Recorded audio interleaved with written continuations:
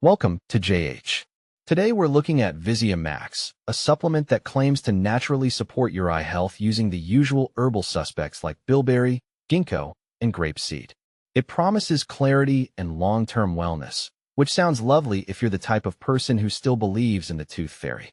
But the big question is this stuff actually legit or just a blurry mess?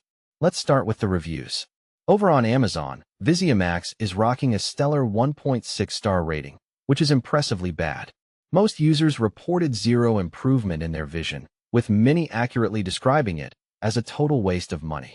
One reviewer even raised concerns about potentially toxic ingredients like artificial flavors, because nothing says eye health like a dose of questionable chemicals. When it comes to clinical testing, we went hunting for proof and found absolutely nothing.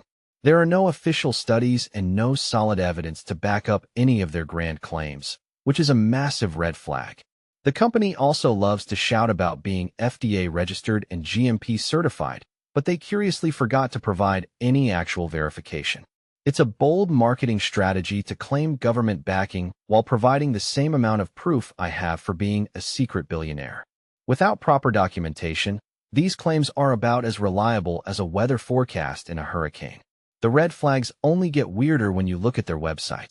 They provide scientific references to look professional, but when you actually click them, the links lead to nowhere. They're just empty redirects, which is a great way to show you have absolutely no credibility.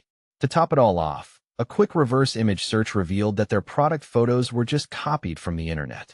Nothing screams trustworthy medical breakthrough like using stolen clip art. Between the abysmal reviews, the lack of science, and the fake images, Visium Max looks like a hard pass. Would you still trust your eyes to this after hearing all that? Let me know in the comments. Thanks for watching till the end, and don't forget to subscribe for more updates.